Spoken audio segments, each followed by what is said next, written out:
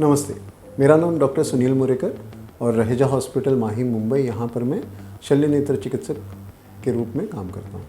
आज हम बात करेंगे काचिया, और जिसे काचिया बिंदु बोलते हैं, ग्लॉकोमा इंग्लिश में बोलते हैं। ये होता क्या है, क्यों होता है, और इसको कैसे आपके रिस्क फैक्टर्स क्या है, किस वजह से होता है, और इसे कैसे रोका जा सकता है।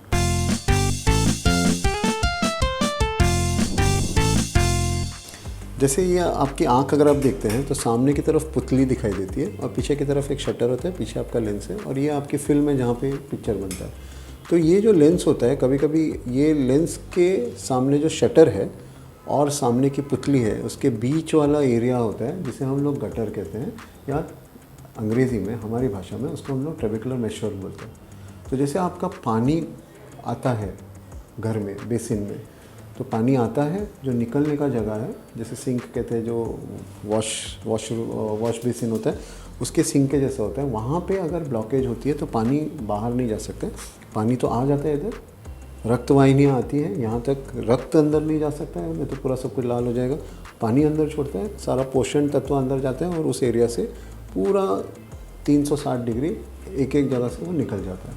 अब वो अगर निकल नहीं पाता है उम्र के हिसाब से, जैसे कोई सिंक मैंने लाया है तो काफ़ी दिनों से मेरे पास है, तो पानी उसमें से निकल नहीं पा रहा है, वहाँ पे इसे हम प्राइमरी ओपन एंगल ग्लॉकोमा कहते हैं। मैंने ये एंगल जो है पुतली और इसके बीच में, वो खुला है, बंद नहीं है, या फिर सिकुड़ा हुआ नहीं है, नैरो नहीं है, ओपन है, और फिर भी वहाँ से पानी नहीं जा पा रहा है, तो इसे प्राइमरी ओपन एंगल ग्लॉकोमा कहते हैं। जब आपका लेंस बड़ा हो गया या आपकी शटर सामने आ गई तो ये एंगल नैरो हो जाता है, कृत्रिम हो जाता है, और ये इसमें से पानी बाहर नहीं जा सकता, तो इसे हम लोग नैरो एंगल ग्लॉकोमा बोलते हैं, जिसके हम लोग प्राइमरी नैरो एंगल ग्लॉकोमा बोलते हैं। कभी कभी आंख आपकी छोटी है तो वो सारा सब कुछ नज़दीक आ जाते हैं और आपकी जो शटर है वो पुतली के सामने आ जाता है और वहाँ से पानी बाहर नहीं जा पाता।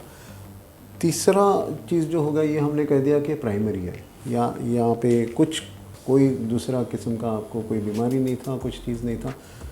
ये किस वजह से होता है प्राइमरी ओपन एंगल ग्लॉकोमा? आपके जीन्स में वंशागत हो सकता है।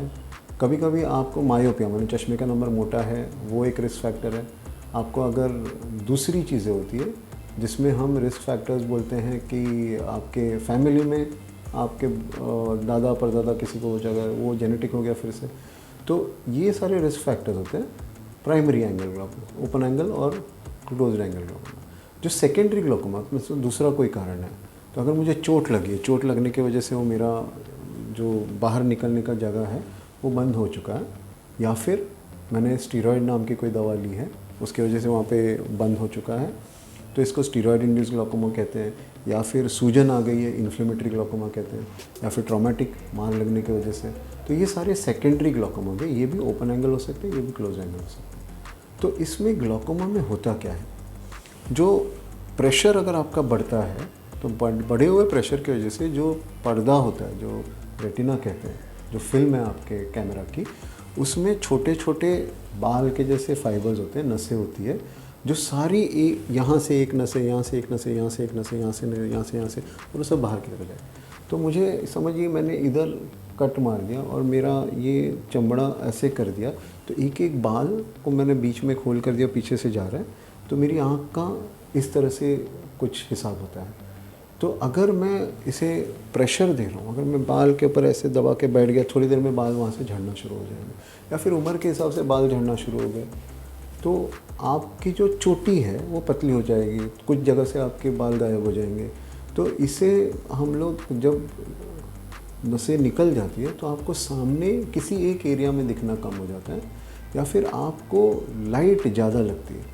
तो मैं अंधेरे में चला गया और जंगल में घूम रहा हूँ और सामने किसी ने 2 मोमबत्ती जला दी, तभी मुझे दिख जाएगा। मैं सामने की तरफ देख रहा हूँ, फिर भी साइड में दिख जाएगा।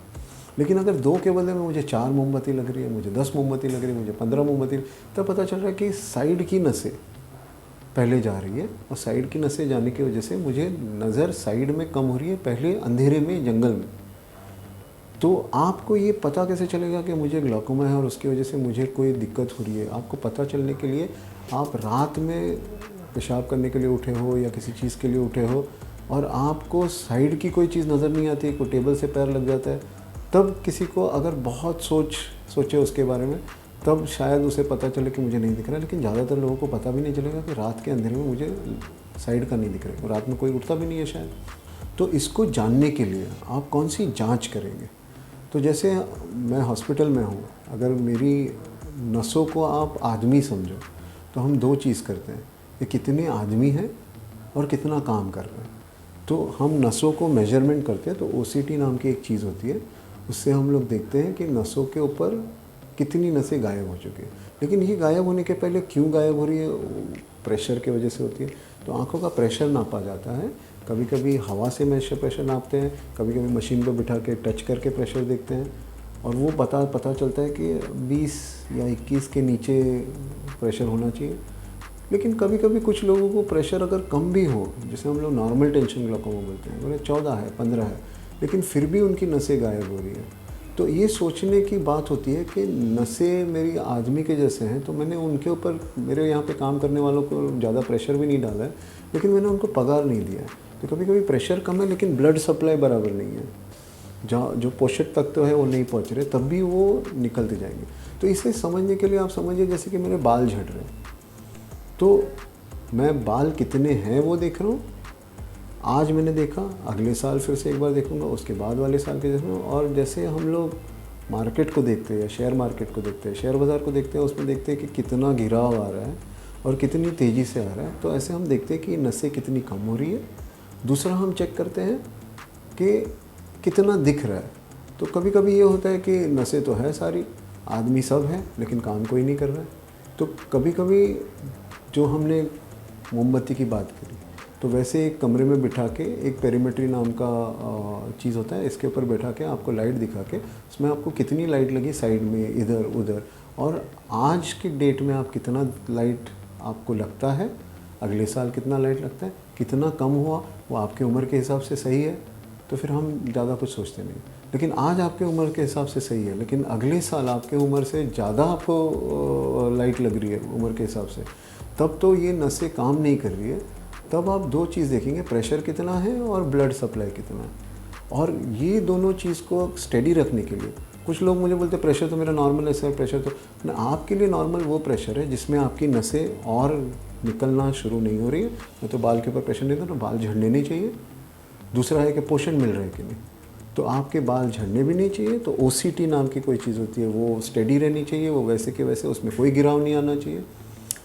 दूसरी होती है कि पेरीमेट्री है, जिसका काम चल रहा है उसमें कोई गिराव नहीं आना चाहिए, लेकिन उम्र के हिसाब से थोड़ा गिराव तो आएगा।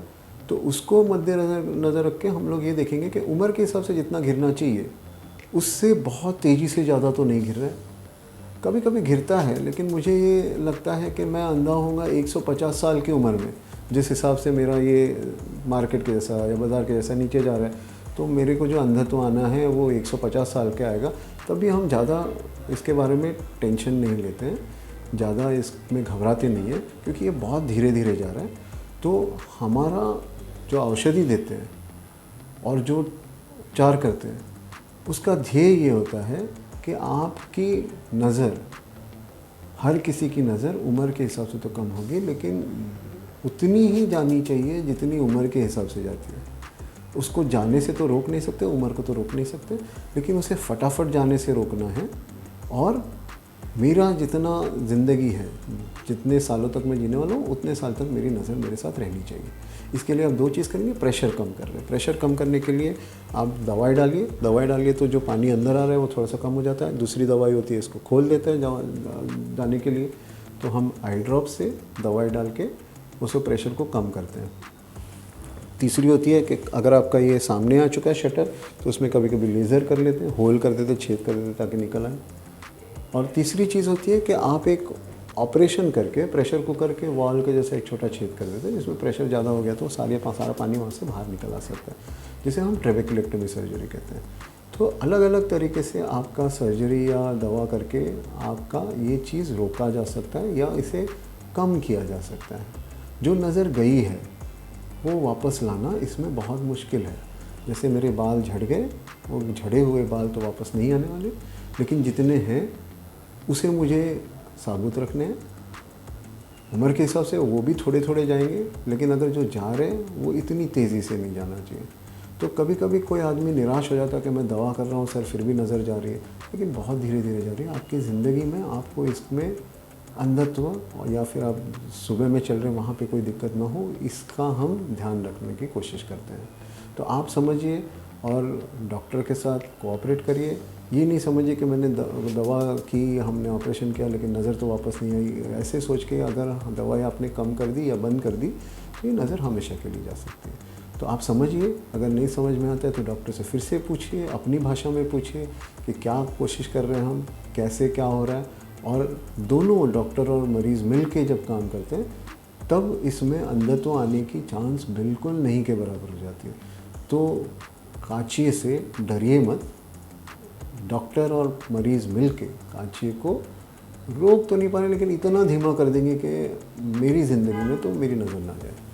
धन्यवाद।